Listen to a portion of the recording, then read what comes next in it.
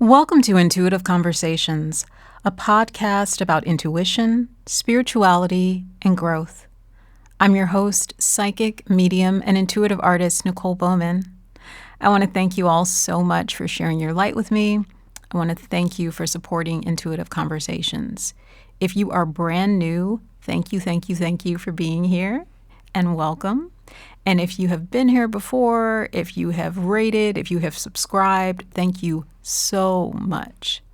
So today, we're going to talk a little bit about readings for the soul. As a psychic, medium, and intuitive, I have been reading professionally for well over a decade.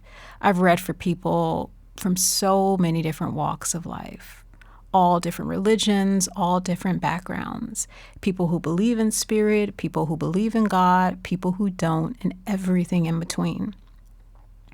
But one of the things that I've found is that there are some misconceptions and there's some confusion about spiritual readings and how they work.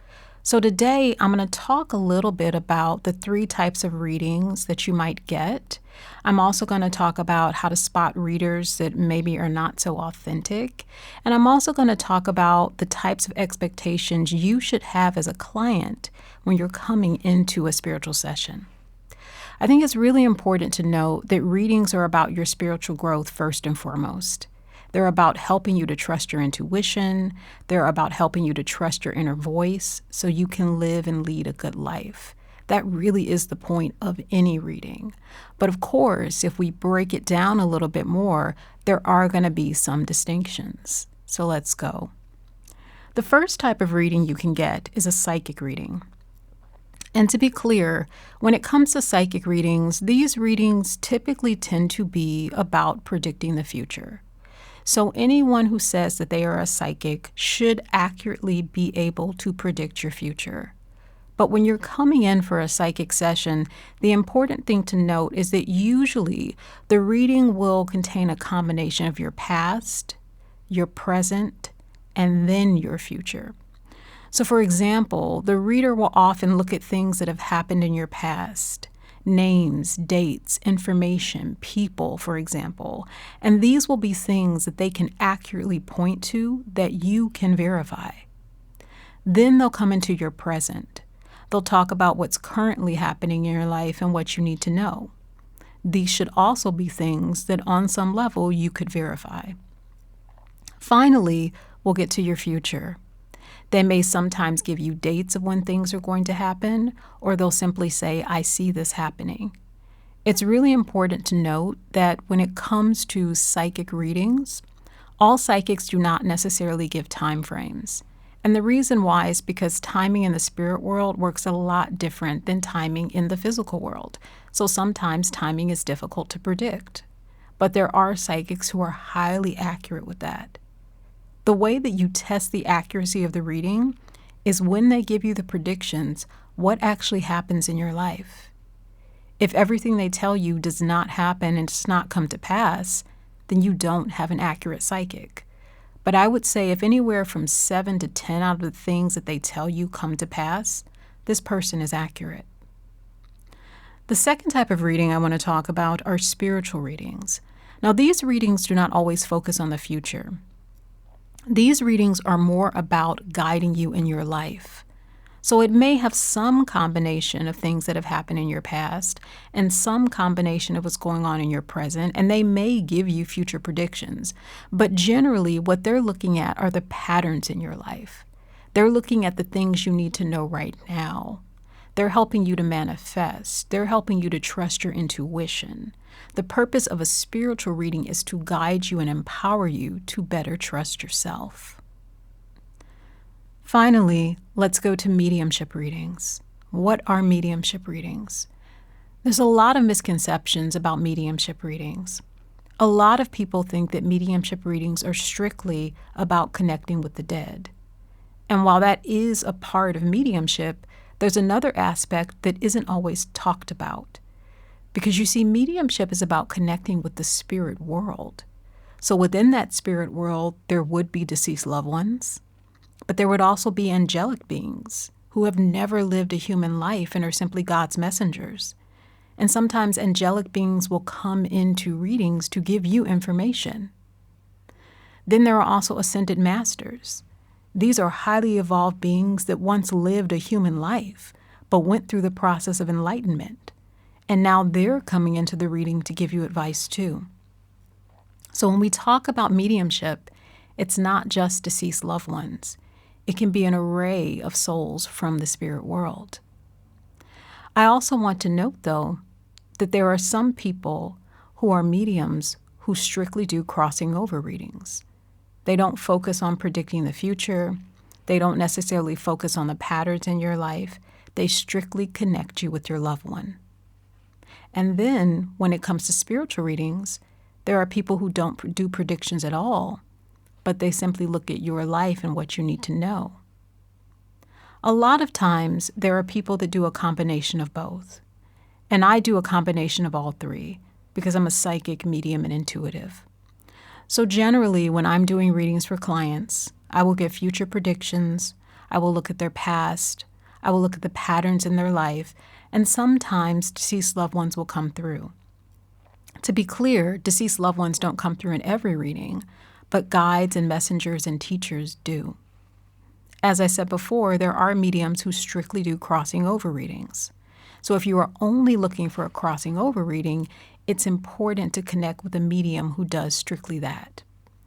I think a lot of times in the spiritual community, there's a lot of frustration because people don't know what they're looking for. The purpose of a reading is to get you to your truth, but you also have to understand the type of services you want. So as I said before, if you want to know about the future, you go to a psychic. If you want to know about the present and how you can better shape your future, you go to a spiritual reader. And if you're looking to connect with a loved one, you go to a medium. It really is that simple, but I think sometimes it gets very complicated. The next thing I want to tap into is I want to tap into the accuracy of readings and how to test them. Now, to be clear, I've actually shared some of that already. So one of the things that we're also going to move into with that as well, though, are psychic scams.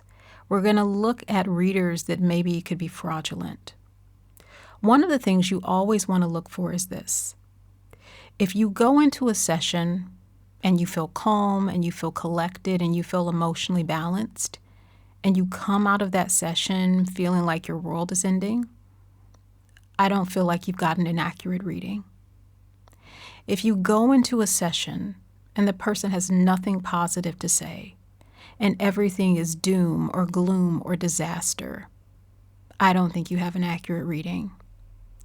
And if you go into a session and someone immediately tries to diagnose you with an illness or a disease or tells you that you have a curse or you have a hex on you, I'm not going to say that you have an accurate reader. And the reason why is this. Readings are meant to empower you. They're meant to give you information that can help you. And they're meant to do it in a way that is calm and measured and direct and clear so that you can find your truth. Now, I'm not saying that curses and hexes don't exist. They most definitely do. But there's another part of that that's not often talked about. People who help to remove that type of negative energy, that is a ministry. That is a specialty. And just as somebody might be gifted to be a medium, there are people who are gifted to help remove negative energy and help you heal. Everyone is not called to do that. And so if upon first meeting you, that's immediately what someone says, or they unethically and illegally try to diagnose you with something, this person is a drama reader. Drama readers are people who want to activate your nervous system, get you into a state of despair, and do what they need to do to swindle you and take your money. And they will frame it in such a way that you have so many problems in your life, but they're the only one who can solve them. If you don't come out of a reading with some sort of solution, some sort of empowerment, some sort of exercise, dream, prayer, manifestation that you can do for yourself, you are in a codependent relationship with your reader, meaning that you can't make decisions without them. So understand, if someone is speaking ill will and negativity and fear into your life, I would really question the validity of that reader, and I would really question why they're speaking to you right now. It is something to consider. Before you go into any session, it's very important to go into prayer and set an intention that you want to connect with a reader who can help you, that you want to connect with a reader who listens to you, that you want to help and connect with a reader that can connect with you. Really, really important to do that. I think it is so important to set your intention. This is also why I talked about intuition in one of our previous episodes, because when you listen to your intuition and you listen to your gut instinct, you can get a strong sense and you can get a strong impression as to whether or not a reader is for you. Because let's be clear, there are all sorts of readers in the world, and there are many people who are very, very accurate. But just because they're accurate for one person does not mean they will be accurate for you. Just because their energy works with one person does not mean that their energy and personality will work with you. So you always want to set the intention that you are connecting with somebody who is tuned into you, can see your future, can you see your spirit, can see your soul, and help you now.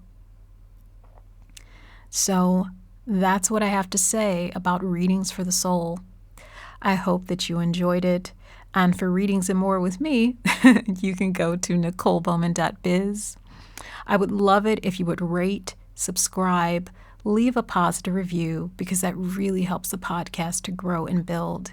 And if you have any questions, comments, or suggestions for our next podcast episode, send an email to intuitivenicoleb@gmail.com. Once again, that is intuitivenicoleb@gmail.com. And make sure that you put podcast in the subject line. Always remember to live your light, live your bliss, love yourself, and trust your intuition. Ashe.